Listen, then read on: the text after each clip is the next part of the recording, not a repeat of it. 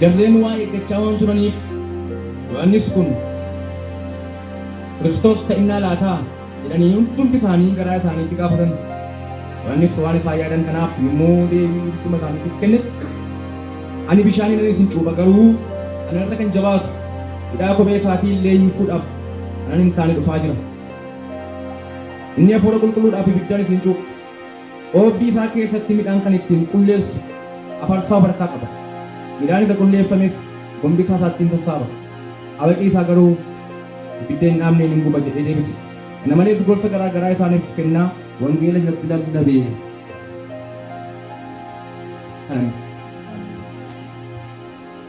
Ati Waaqayyoodha Waaqa bara bara, mootii Waaqaaf lafaa. Jabaa jabina kee jechoonni ibsuu hin dandeenye. Gaariidha jedhamtee gaarummaan kee kan sirra hin darbine. Mootummaan kees daangaa tilmaama kan hin qabne.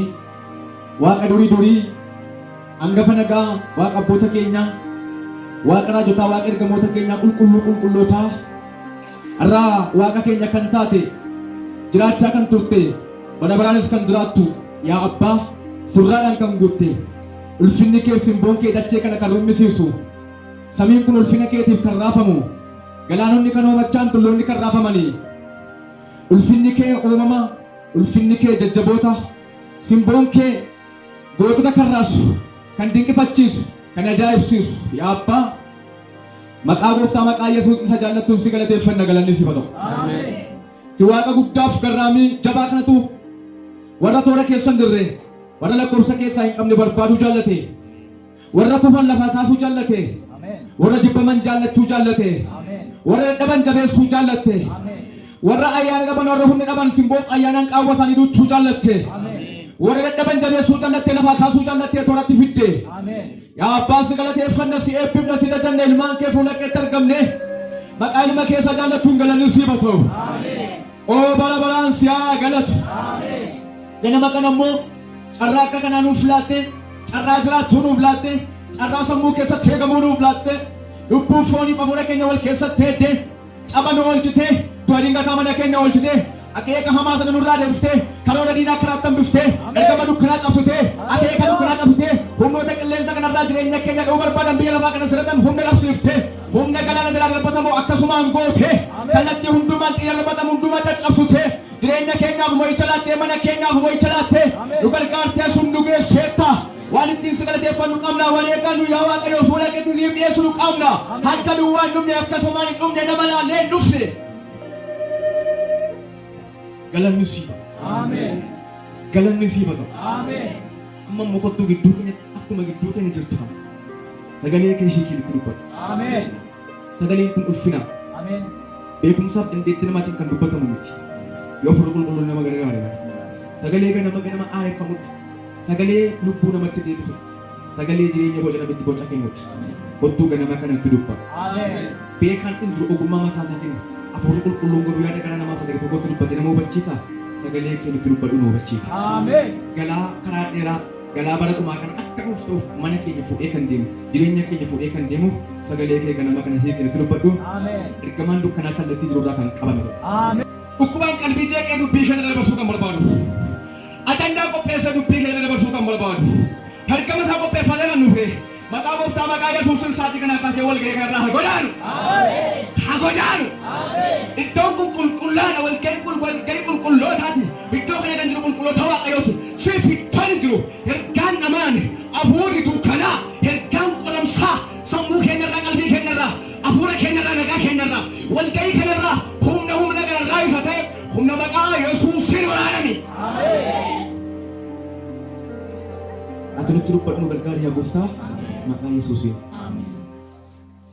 Galanni Waaqayyoof haa ta'u. Ameen.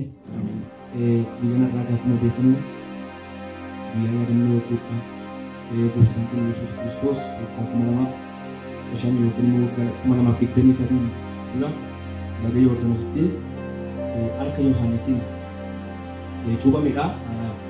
Namootuma qalbii jirrannaa yaada garaa keessatti rannaa dhaqanii wajjin tooruma isaanii dhaabbatee dhaqee cuuphame namootuma duukaa hiriiree namoonni warri cuuphamuudhaaf Yordaanosiin dhaqanii kaayyoo mataa isaanii qabu, gooftaanis dhaqee isaanii wajjin gaafa cuubame kaayyoo namoonni sun qabatanii dhaqan osoo hin taane inni kaayyoo mataa isaa qabatee dhaqee namoonni suni lallaba Yohaanisiin dhagaanii geeddarannaa yaada garaatiif dhaqanii cubbuu isaanii himatanii isa dhufaa jiruuf isa jabaa dudduuba jiruuf of qopheessuudhaaf gadi bu'anii. Gooftaan Yesuus Kiristoosis isaanuma duukaa gadi bu'ee dhaqee lagattii gaafa cuubamee isaanuma keessa dhaabbatee cubbuu isaanii kan isaanii baatee cubbuu ilmaan namootaa baatee cubbuu dadhabootaa baateetu isaan gidduutti argame. Ba'aa isaanii baateetu isaan gidduutti argame. Ba'aa isaanii baatee cuubamuu dhaqe. Isaan yaada garaa geeddarannaa dhaqanii inni garuu ba'aa isaanii baatee gadi bu'e malee cubbuu hojjetee yaada garaa geeddarannaadhaaf miti kan gooftaan gadi bu'e. Isa kana dhaarraa waldaan kiristaanaa seerannoo sanarra kan jirru har'a garuu sagaleen yookiis immoo luqqisiin nuuf kenname Luqaas boqonnaa 3:15 irra kan jiru kan laallu yommuu ta'u mata dureen dubbii waaqayyoo jalatti ilaallu Kiristoos eenyu kan jedhudha. Gaaffiidha. Gaaffiin isiniif kenne Kiristoos eenyu? Har'a Kiristoosii wajjin wal nu barsiisaa hin jedhina. Baruus dandeenya beeknas Kiristoos kun eenyu akka ta'e beekuu qabna. Kiristoos eenyu akka ta'e Isqeel boqonnaa 47 kaasee kan dubbifame waa'ee bishaanichaa mana qulqullummaa balbala buusa mana qulqullummaa keessaa ba'ee utuu yaa'aa jiru ergamaan bukkee dhaabbatu yookiis namni bukkee dhaabbatee Isqeelitti mul'ata kana agarsiise bishaan yaa'aa jiru kana nunnuma 1,000 gaafa safaruu gulubii nagaheedha keessa deemuudhaaf gulubii jechuun beektu qaama namaa keessaa gulubiin faana miillaa xinnoo ol darbee quba dhokseeraa faana dhokseeraa gara jilbaatti ol hin baane gulubii ga'ee jechuudha. Ammas bishaan kana itti dabalee dhundhuma 1,000 safareedha. Erga dhundhuma 1,000 safaree booddee bishaanni kun immoo gulubii bira ol darbee gulubii dhoksee amma immoo dhufee jilba ga'eedha. Oluma guddachaa deemaa jiraachuudha bishaan kun oluma ka'aa deemaa jiraachuudha dabalaa deemaa jiraachuudha. Humni bishaan kanaa dabalaa deemaa jechuudha. Ammas erga dhundhuma 1,000 safaree booddee immoo keessa lixee adeemutti ammas namichi kun Isqeel kun mul'ataan erga kanaa booddee mudhii isa ga'eedha. Mudhii isa ga'e ol dhufe jechuudha amma qaama isaa guutummaa dhoksaa jiraachuudha. Bishaan kun humna godhachaa jira, humna dabalachaa jiraachuudha. Takka ture dhundhuma 1,000 gaafa safaru godhu sarfaffaadhaatti bishaan kun daakaa yoo ta'e malee humna godhatanii isa keessa deeman hin taane jechuudha. Isa daakan ta'e jechuudha. Baay'ee humna godhachaa guddachaa jabaachaa adeeme jechuudha. Bishaanota naannoo sanaa caalaa ol ka'aa humna godhachaa paaworii godhachaa yaa'umsa isaaf humna itti yaa'us dabalaa deeme jechuudha. Sana booddee bishaanni kun karaa Araabaa gajjallatee dhaqee galaana guddaatti galeedha. Erga galaanichatti galee booddee galaanichi inaara'eedha. Inaareffame jechuudha galaanichi. Galaanicha birattis lubbu qabeeyyiin qurxummiiwwan kanneen bishaan keessa jiran guutummaan isaanii boqonnaa argatanidha. Jireenya gaarii jiraachuu jalqaban sababni isaa bishaanichatu aaree waan ta'eef jechuudha. Sagalee kanaa wajjin wal qabsiifnee gaafa itti deebinu Yohaannis akka jedha. Yohaannis kun raajota kakuu moofaa keessaa isa dhumaa gaafa ta'u raajii baay'ee guddaaf jabaa afurri waaqayyoo irra kan jiru kakuudhaan kan dhalate karaa saaquuf kan dhufe daandii qajeelchuuf kan dhufe yaada garaa geeddarachisuuf kan dhufedha. Gooftaa Yesuus Kiristoosiif jechuudha. Karaa saaquudhaaf daandii qajeelchuuf yookiis immoo lapheen namaa qalbiin namaa akka haara'u cubbuu bara Addaamiif Hewwaanitti akka isaan qalbii jijjiiratanii of qulleessanii waaqa qulqulluuf waaqa dhugaa akka isaan arganiif cubbuu isaanii kan yaadachiisee fi qalbii kan jijjiirachiisu ture. Utuunni lallabaa jiru, utuunni cubbuu isaanii itti himaa jiru, namoonni yookiin jarreen waa eeggachaa turan tokko achi keessa ture. Maal eeggatu jarri kun? Yeroo Yohaannis lallabu kana namoonni achi keessaa gaaffii keessa jiru. Maaliif gaaffii keessa jiru? Waan eeggatan qabu. Maal eeggatu? Waaqayyo gooftaan maccaa gaafa jalqabatti Addaamiif Hewwaan jannata keessaa cubbuu hojjetanii gadi ba'anitti gaafa isaan jannata keessaa gadi ba'anii akkas ta'e Waaqayyo bofichaan sanyiin dubartittii keessaa kan ba'u sanyiin dubartittii mataa kee hin dhidhiita ijaas irratti ba'a gatii keessii kaffala kan jedhu waan nagaan qabu. Abdii Waaqayyo jalqabatti isaan abdii kutatanii jannata keessaa gadi ba'anii biyya lafaa keessatti abdii kutatanii du'an salphina adda addaatiin gaafa jireenya isaanii abdii kutatu gaafa abdii tokko dhaabee fakka jedhe sanyiinuma dubartittii keessaa kan dhufu abdiin tokko hin jiraan immoo mataa kee dhidhiita gocha harka goote kanaaf jedhee gaafa Waaqayyo bofatti murtoo kennu dhalli namaa dhagee ture abdii tokko jira jechuudha. Abdiin kun ammas asiqee Museen seera lakkoofsaa keessatti ammas dubbatee ture. Abdii Waaqayyoo yeroo sana ilmaan namaatiif gale seera uumamaa boqonnaa 3 lakkoofsa 15 keessa deebii 18 irratti ammas keessa deebii 18 irratti Museen isin gidduudhaa raajii akka kootii Waaqayyo isiniif kaasa raajii guddaan tokko hin kaa jedhee gaafa dubbate Amma kana namoonni kun isa kana sammuu keessaa qabu. Isaayyaas waa dubbataniiru. Abdii kana eeggachaa kan jiranii abdiin dhufu kun immoo dukkana isaan keessa jiran keessaa kan isaan shobokkatee waan beekaniif jireenya isaanitti hadhaa'e abdii kutannaa kana keessaa dhufee akka isaan baasu waan beekaniif eeggachaa warri turan gaafa Yohaannis dhufee dubbatu garuu tarii Yohaannis kun dubbannaan isaayyuu baay'ee cimaadha. Akkaataan lallaba isaa baay'ee cimaadha. Akka inni hafuura waaqayyootiin guutamee dubbatu kun baay'ee laphee namaadha. Akkaataan inni iddoo dadhabina namatti agarsiisu kun akkaataan inni cubbuu namatti agarsiisu kun akkaataan inni dallaan itti nama fidu kun baay'ee cimaadha. Kan namaan fakkaatu kan nama namarraa dhalteef fakkaatu tarii inni Kiristoos ta'innaa laataa jedhu dhaabbatanii. Tarii Kiristoosuma ta'innaa laata kun isaanii gaaffiidhaan rukutamaa jiru gara isaa wallaalee Yohaannis immoo Kiristoos akkaataan dubbannaa isaanii gaafa akkaataan dubbannaa isaa akkaataan itti nama amansiisu akkaataan jecha isaa laphee namaa rukuta qalbii namaa rukuta namoonni baay'een gaabbanii deebi'aa jiru warri qarattoonni maal akka godhan dhufanii isa gaafatanii gocha isaanii gaabbaa jiru loltoonni dhufanii immoo maal gochuutti dhuftaa jiranii kallattii garaagaraan warri hojjetanii dubbii isaa dhagaanii lapheen isaanii rukutamnaan gara isaa dhufanii nuyi immoo kana irratti maal godhune noo akkas godhne akkamittiin deebinune jedhanii gaafa gaafatan gaafa isaanii deebii deemsuuf isaan kan gaaffii keessa galan Kiristoos ta'innaa laatannaan yaada garaa isaanii beeke lakki ani Kiristoos miti ofirra dabarsee inni na booddiidhaan dhufaa jira ani isa miti karaa qopheessu dhufe sagalee lafoonaa keessaa hiyyuudhaan malee adumtuu cimaadha jedhee ulfineettoo bukkeettan bisuun barbaanne. Phaawulos maal jedhee Qolaasaas boqonnaa 2 lakkoofsa iddoo sana dubbifanne eenyullee barsiisa Kiristoos kan jallisee kan ofii isaatii kan mataa isaatii ittiin beekamtii argachuudhaaf ittiin jajamuudhaaf an akkana godhe jechuudhaaf ofuma taa'ee yaadee Kiristoos godhee waanuma nama amansiisu dubbii Kiristoos irraa faallaa kan ta'e fudhatamummaa argachuudhaaf ofii isaatii beekamtii argachuudhaaf jedhee taa'ee itti yaadee dubbii isaa yeroo jiraan nama amansiisu kan faayina of keessaa hin qabne kan dhugaa of keessaa hin qabne kan jecha arraba isaatii nama harkisuun taa'ee yaadee Kiristoos irraa isin deebisee yaada keessan mataa isaa irraa kan godhanne of eeggadhaadha.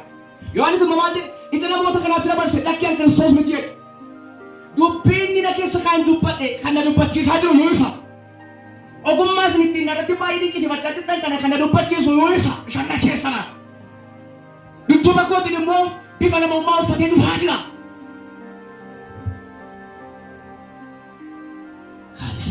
Ameen.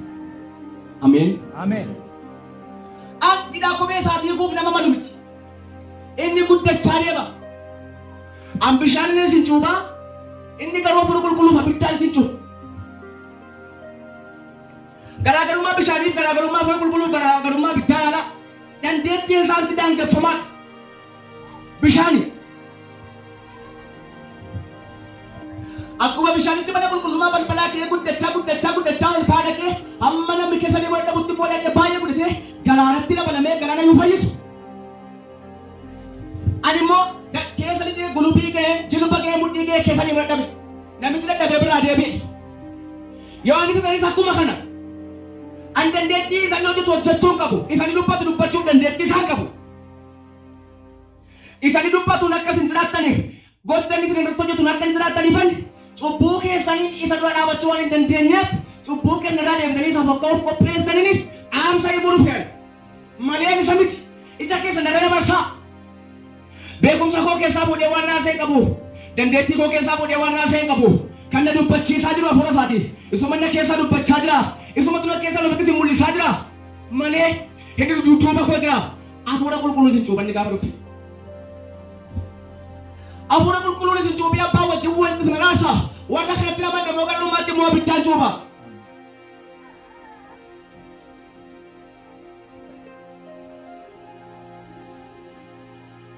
Namoonni baay'een warri waaqayyoo hojii isaatiif kaasee waaqayyoo ayyaana isaarra kaa'ee akkaataan isaanii bareedu xinnoodhumaan malee akkaataa Yohaannis ittiin ofirra dabarsee waa'ee gooftaa dubbachuurraa parsantii 75 ol jabina kan isaanii akka ofii gahee keessaa qabanitti dubbachuu barbaadu. Taa'anii itti yaadanii jecha sammuu namaa harkisee gara yaada isaaniitti isaan namoota fidu gara yaada Kiristoos osoo hin taane gara yaada Kiristoos osoo hin taane gara yaada isaanii gara ofii isaaniitti akka namni harkifamu godhu Egaa Kiristoos kun abdii jalqaba Waaqayyo ilmaan namaatiif kennedha yookiis galeedha. Seera uumamaa boqonnaa 15 Kiristoos eenyu kan jiruuf abdii isa jalqaba Waaqayyo gooftaan machaa gaafa namoonni cubbuu hojjetanii gadi ba'anii sicha abdiin hin jiru. Ati ciniinsuu guddaadhaan hin deessa dhehee waaniin waan kana gooteef ciniinsuu sitti ulfaata. Addaamiin immoo sababa keetiin lafti qoraattii baasa dabqitee dabqa fuula keetii nyaatta. Lafti immoo waa'ee keetiif qoraattii baasa qoraattii biqilcha. Waaqayyo murtoo kana gaafa kennuuf firdiidhuma duwwaa achii gaditti dubbatee kanaan booddee homtuun jiru jedhee akka namaatti biraa hin galle. Garuu abdiin tokko jira. Ameen. Isa akkasiin godhe kanarratti isa gadi sin gowwomsee jireenya keessaa akkasiin baase kana isa abboommii koo akkasin cabsatan isin attallale kana isa yaada isaa keessa sin galfate kana mataa isaa kan dhidhiitu kan ijaa isiniif bommoo inni dhufa sanyii nama dubartittii keessaa kan bootu mataa kee purusa jedhee gaafa abdii galuu abdii isa Yohaannis isa dura dhufee waa'ee isaa ilmaan namaatti dubbate abdii sana Kiristoos kun isa. Museen isa akkuma sana dubbate seera keessatti biqiltuutti waa'ee isaa dubbateera. Raajii guddicha. Raajonni kan biraa dubbataniiru. Egaa Yohaannis Kiristoosin akkamiin ibse? Tokko inni anarra jabaate. Anarra jabaate. Maal isaa? Dubbannaan isaa anarra jabaate. Yaada garaa namaa beekuun isaa anarra jabaate. Anarra jabaate jechuun humnaan dhahee kabalee dhiitee sa power energy nyaataaf dhugaatii irraa argamuun eela nama buusuni. Anarra jabaata inni anarraa ogummaadhaan inni anarra beekumsaan inni anarraa jechaan fayyisuudhaan cubbuu dhiisuudhaan waan gochuun dandeenya waan hojjechuun dandeenya kana hojjetu isa ambishaaniin gaafa yaada gadda yaada garaa gadda danda'a hin coobu inni garuu afuura qulqulluun hin coobaadha. Afuura qulqulluun kun immoo maali? Isa gaafa addaamiif waan amma sacceen sin deemsa cubbuu hojjennaan samiin kun raccufamee Waaqayyoo fuula isaa irraa fudhate isa waaqa kanaaf lafa kana laarsaa afuurichatti dhufee dhabbee keessatti deemee dhabbee keessan qabata. Waaqayyoo wajjin walitti araaramtu. Yoos namoota waaqa irraa taatu yoos du'a jalaa baatu afuura qulqulluun erga sin cuubee afuurri qulqulluun immoo karaa ittiin guutummaa Waaqayyoo beekane karaa itti yaada Waaqayyoo beekane waan ta'eef gara yaada Waaqayyootti deebi'uu sin barsiisa. Gara waa'ee Waaqayyoo beekuu sin barsiisa. Erga afuurichaan cuubamtanii bishaanii isin cuuba geeddarannaa nama yaada garaa malee isaanii kana godhu kana gochuuf abjuu isaa yoo hin qaban kanarra jabaata. Akka inni itti yaada namootaa fuudhee gara Kiristoos dabarse ilaala. Cimaadhaan namichi kun yeroo jarreen sun ta'anii namichi kun Yohaannis moo Kiristoos ta'innaa laatan koo ol kaasanii naasofne yaaduma garaa isaanii keessatti bare. Eenyu si fayyise gaafa jedhu? Amalachuu waan ani jiru wanta koo waliin wannaa isaa rakkoodha. Kiristoos jennaan. Inni lammaffaa akkamittiin ibse Yohaannis afuura qulqulluun isin cuubate. Afuura qulqulluun isin cuubate. Sadaffaa inni ibiddaan fide. Afuura qulqulluun cuubuun maali? Abiddaan cuubuun maali? Afuura qulqulluu warri argatan warra Kiristoositti amananii yaada garaa isaanii geeddaratanii dubbii dhugaa isa Kiristoos dubbatu kana fudhatanii qalbii isaanii guutuu laphee isaanii aareeffatanii afuurri qulqulluun laphee isaanii keessa qabatee keessumaa hojii ergamootaa keessatti guyyaa 50ffaa ayyaana Pheexroos jedhamu sanarratti afuurri qulqulluun dhufee hunda isaanii guute afuura qulqulluudhaan cuubaman.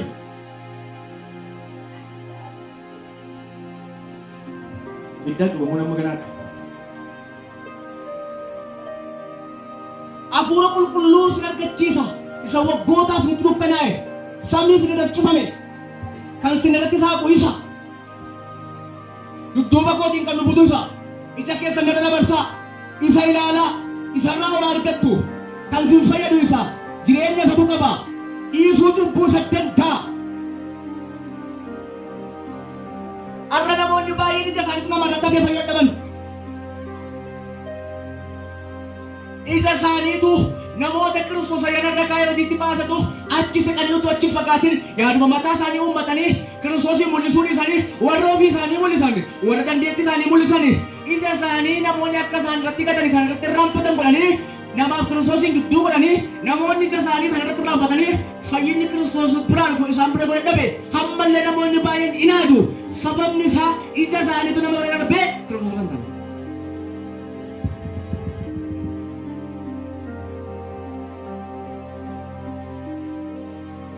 Nama jarra keessan bira ol dabarsan Kiristoosiin ilaala. Ameen jedhaa. Ameen. Sirrii kan dubbadhimti. Inni isa fardii kennudha. Inni yaaluuf waa'ee Kiristoosiin dubbata. Akkasidha. Oobdii isaa keessatti midhaan kan ittiin qulleessu afarsaa Duubri qaba. waa'ee afarsaa akkasitti dubbata. Beekni naannoo baadiyyaatti yeroo xaafii keessumaa kan afarsaa luqaamidha. Xaafiin gaafa dhahamu oobdii midhaan irratti akka naannootti garaagarummaa qabaateen beeku malee akka naannoo keenyatti afarsaa kan jedhamu qoccorraa kan hojjetamu tokko jira.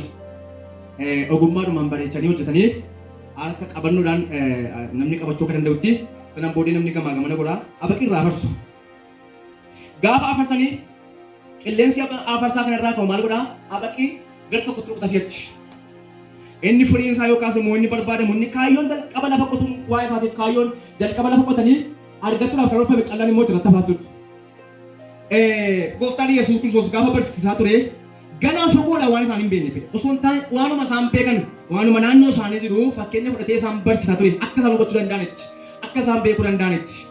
Waa'ee mootummaa Waaqayyoo gaafa dubbatu fakkeenyuma qabatamaa naannoo isaanii jiru waanuma isaan beekan fuudhee itti dubbachaa ture akka isaan hubatanitti. Egaa anis qabatamaa dhuma fakkeenya kana sitti dubbadha waanuma nu beeknu. Afarsaa kanaan gaafa afarsanii habaqiin gar tokkotti godha. Abaqii duukaa immoo midhaan inni gaafa facaasan dafee akka warra kaanii albuuda barbaachisu lafa keessaa harkisee ifaa aduu fayyadamees immoo nyaata barbaachisu qopheeffatee akka warra kaanii dafee ija hin guuttanne inni duubatti harkifamu garuu waluma duukaa facaafame. Waan kana jaabu sanii akka kanaa waluma duukaa gaafa facaafamanii dafee hiddi isaa bishaan balbala lafa keessaa tuutee wanta barbaachisu argatee dafee gara jirmaatti wal dabarsee firiin akka uumamu hin godhu. Inni harkifatan duubatti taagiidha. Gaafa kanaa warri kaan bilchaatanii godhanii ammeen yookiin mosa saabuun gaafa ga'u waluma duukaamu inni hin guuttanne gaafa agog jedhanii aduu keessatti gogsuun jira. Gaafa gogsanii gaafa warri kaan aduu argatanii homaa yoo hin taane isaanii guutuudha waan ta'eef darbi sun garuu hin xooxaru ulfaatina qabu cumaan keessa hin jiru waan ta'eef gaafa aduu itti ba'u cumaan keessa waan jirreef walitti sun tuulu. Darbi kun gaafa midhaan oobdiitti ol ba'ee rukutamu afarsaa jala dhaabbachuu hin danda'ani. Humna qaban waan ta'eef ulfaatina qaban waan ta'eef gaafa afarsaan rukutamanii abaqii duukaa sokka. Abaqii qofaa miti warra duubatti harkifatoo fakkeenyaaf xaafiin ji'a sadii bakka jiraatoo ji'a sadii waluma duukaa faca'anii ji'a sadii bakka turanii qaawwanuma walitti itti faca'ee garuu harkifatan. Isaan kun gaafa afarsaman abaqii duukaa gar tokko tokko namnis kun abaqii adee abaqii kana maal godhaa achi hara. Egaa gooftaan Yesuus Kiristoos akka jedhe afarsaa Afrikaa qabaa. Afarsaa kanaan immoo abaqii fi callaa gargar baasaa. Callaa kana gargar baasee booddee isa callaa gombisaatti gaafa galfatu abaqicha immoo abiddatti naqaan abidda akkamiin abidda hin naamnee. Isa kana Kiristoos inni waa'ee isaa dubbachuu gara keessa dhufe. Isa humna akkasii qabuudhaan karaa qopheessu dhufe. Isan waa'ee isaa lallabaadha. Isa waa'ee isaa dubbachaadha. Dhaggeeffadhaa saba nana. Faarfatee abidda buusu, lallabee abidda buusu, raajii abidda buusu. Kiristoosin isinitti agarsiisne tanaan Kiristoosin wajjin walitti hin finne tanaan yaada mataa isaatti qopheeffatee iji keessa namichi marataa akka hafu godheera tanaan barsiisa inni kun barsiisa Kiristoosin miti.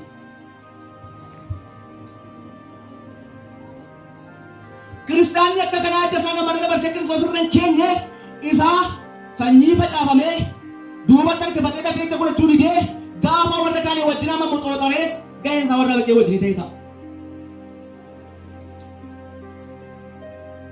Iddoo itti barbaadamu iddoo callaati. Gooftaan gaafa dhufu callaa lafa callaatti barbaada. Abaqii immoo iddoo baqiitti iddoo adaba saaftootti geessa. Abaqiin homaa bu'aa buusu qaba. Abaqiin cidii ta'e ittiin mana maragatan. Iddoo itti bu'aa buusuu qabu. Abaqiin karaarraa achi godhuu qaba. Gubachuu qaba.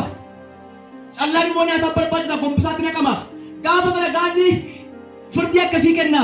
Namoota boqu jaboota namoota dubbii isaa keessa hin jiraanne namoota duubatti harkifatoo akkasii kana namoota dhugicha keessa hin galle hin afarsadha. dubbii isaa jafartichi immoo dubbii dhuma dubbatitu afarsa isa kana akkas qabaa isa kana achi qabaa maali namni yaaltee kun sanyiidha kun caalaa jedhee namni abaqii keessatti yookiis immoo daggaluma keessatti adda baasuu hin danda'u afarsaa adda baasa afarsichi immoo dubbii isaadha dubbii dhageessee sitti fayyadama dubbii dhageessee seef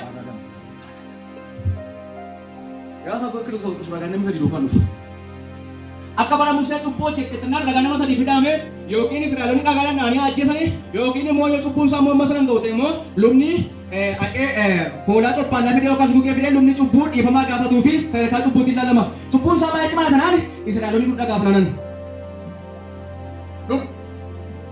Dubbichi jabaadha taanaan dhagaa lafa gaafachuu. Laalamee moo maan jedhu moo dakkii dhiiga gugeeti yookiis immoo korbaa cophaallaan laalamee alaadha gaafatamee dhiifama jennaan yoo qabaate cophaallaa fadaa yoo hin taane gara lagaa gugee barbaadu. Yoo birrii qabaate saantifa qabaate immoo balbala mana qulqullummaatii bitachuu.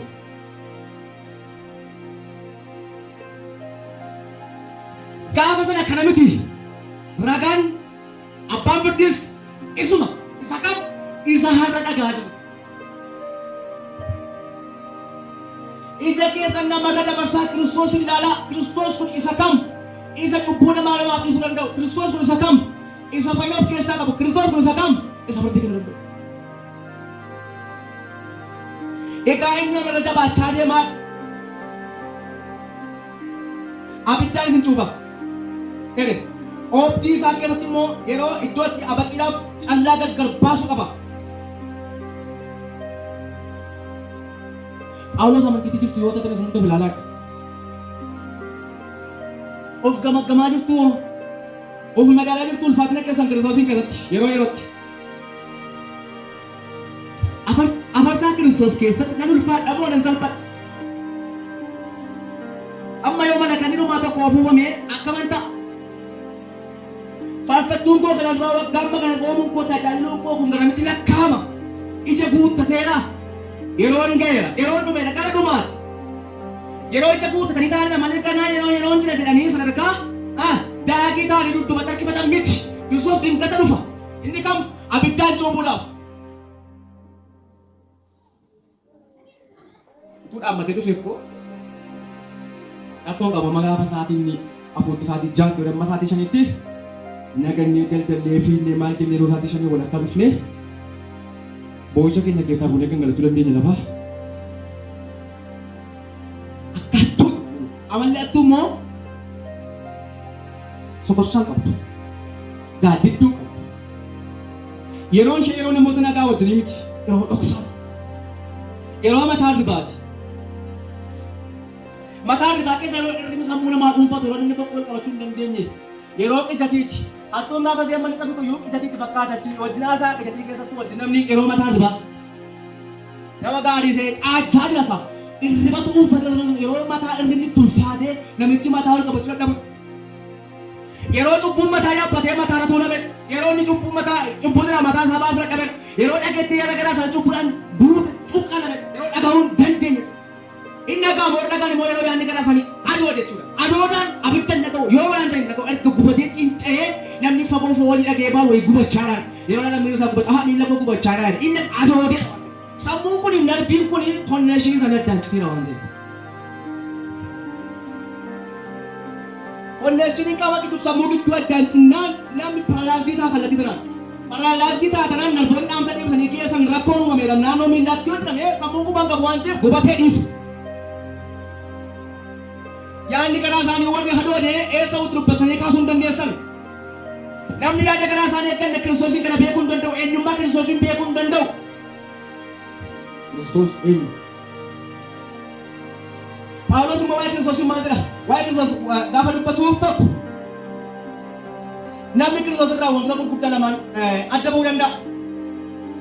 Barsiisa yaada mataa namaa keessaa ba'uu fi gowwoomsaa isa of keessaa qabu isa gara namaatti ofitti nama harkisu. Gowwoomsaa yaada gara namaa keessaa mataa namaa keessaa ta'anitti yaadanii warra taa'ee jechoota ogummaa qopheeffatanii dakkaamaa boonni namaa laalanii karaa kamiin lafaa ka'ee dubbisa kamiin fudhachuu danda'a akkamittiin yaada gara namaa akkamittiin arganna jedhanii taa'anii itti yaadanii eessaa fudhanii mataa isaanii keessaa fuudhanii fudhatamummaa argachuudhaaf warra haqqa Yohaannis kana Kiristoosiin hin argisiisne warra of agarsiisuu barbaadan Kani yeroo fudhatanii ergatti yaadanii saganteeffatanii qopheeffatanii yaada garaa isaanii fidanii namoota taphilaa godhanii erga kanaa booddee yaada namaa hatanii qalbii namaa hatanii barsiisa ofii isaaniitiin Kiristoos irraa warra jallisan. Warra biddaan cubamuu qophaa'e warra kanaa argila. Waldaan kiristaanaa warra akkasii hambisuudhaaf yeroo hundumaa kan isheen tattaafattuuf kan yaada namaarraa eeguudha. Warra saayikoloojikaalii ta'anii nama amansiisanii barsiisa Kiristoos irraa adda nama baasan irraa eeguudha. Dallaa keessatti eeguudha. Waraabessi gaafa saree qabachuu barbaadu dhaqee balbala dhaabbatee lafatti dubbata. Gaafa saree argitu sii galraan gadee gadi bakka kan balagaa.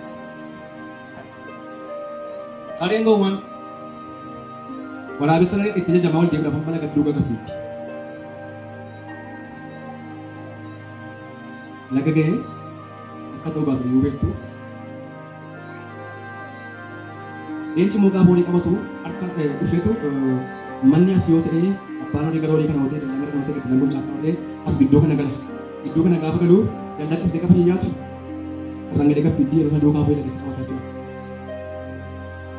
Yoo walii qabaatee kan leenca dhee harqaa lafa dhiitaa biyyoo dhoosaa yoo dhufe lagaachuu dhufee gara manaatti dhufti waan ta'eef. Ogummaadhaan dhufa. Ogummaa of eeggannoo dhimma lubbuuti waan ta'eef inni kun immoo ogummaa gadi fagoo qabu warra akka kanaa. Ogummaan isaanii yoo deemtanii yoo itti argattanii iddoo rakkoo isaa achuu fagaatee kadhatu ture waan ta'eef. Inni lammaffaan egaa isaan kun warra yaada garaa isaanii nama fudhachiisuudhaaf warra ofii isaaniitti nama bukkeetti beekamuudhaaf hiji namaa qalbiin namaa isaanii irratti akkaafu gochuudhaaf namaaf Kiristoosiin giddu gala yommuu ta'u inni lammaffaan immoo hafuura wallaalchisuu hafuuramoota warra qilleensa kana keessa deddeebi'an. Isaan kun immoo warra dinqii godhan. Hafuurri waan hojjetu ni hojjeta. Abidda osoo beekee isaan buusu miti. Isaan kun immoo dinqii hojjetu. Warri dinqii raajeffatan warri dinqiitti yeroo hundumaa hamalan iddoo akkasiitti wanti dinqiin argameera. Namni tokko nama shanas keellata wal geessu achitti haxxummaa seexanaati inni kun immoo. Haxxummaa isaatiin mormoo akka dandeessaniif miila isa guutummaatti keessa kan waaqayyoo sana guutummaatti maalirraa gaddaa dabaalus immoo Efesoon keessa. Warri kun warra dinqii godhan. Waan sammuu namaatii walii hojjechuu warra danda'an maal biyya lafa kan xaaboon isaaniif kennameera. Biyya lafa afuroonni namoonni biyya lafa kan akka barbaadan kan akka danda'u uumama jiru keessa garuu ilmaan namaa xaaboon qaban malee. Ameen. Ameen. Afuura wallaalchisuu. Namni kun hamaadha jedhee adda baasee beekee irraa deebuu kan hin dandeenye nama hawwata. Haasaan isaanii akkaataa hojii isaanii toorri isaa nama hawwata dinqiidha. Dubbiin dhugaanii gaanni akka kana dhaabbatamee waa'ee Kiristoosiin beektuu jedhamee lallabamuu gaafa sanaa dubbatama fakkaata.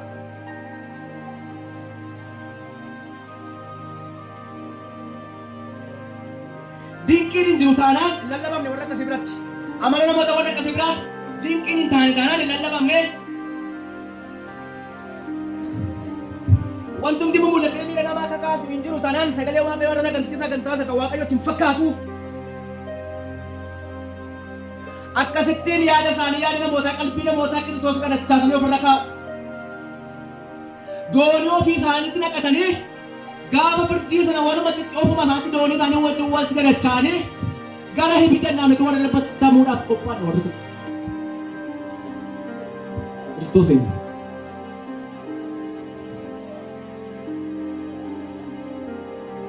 Waaqayyo gooftaan macaan waaqadha. Ameen. Nu keessaa guddachaa kan deemu kan nuti guddachaa deemu kan nu keessaa guddachaa deemu Kiristoosiin ta'uu baannaan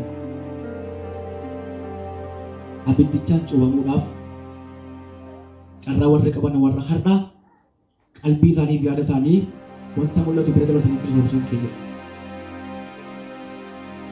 Barsiisonni sobduun ganaa bamutti ka'anii warri qalbii namaa yaada namaa hatan ka'anii itti yaadanii keenya nama warri booji'an Horii amanattummaadhaan ka'eera. Jireenya dhabsiisuudhaaf. Ani Kiristoos jedhamee kan ka'an jiru. Dinqii kana hojjetan biyya keenya akka biyya adda addaa dabalatee biyya keessa ta'ee biddeen buusanii maragaa qopheeffatee masakkaraa jiru kun iddoo keessatti waan akkasii hojjetee bishaan shaayii godhee sana godhee masinit jira yookiin achi jira gaafas niin jedhan maaliin godhanaa idduma qabattan qabadhaa dhaabadhaa. Kiristoos gaafa dhufu iddoo isin dhokkaafin osoo hin taane iddoo isin dhaabee iddoo isin barbaada waan ta'eef warra hamma dhumaatti Kiristoositti guddatan Waaqayyo nu haa taasisu. Warra abiddaan osoo hin taane jireenya bara baraa dhalan akka taanu Waaqayyo nu haa gargaaru.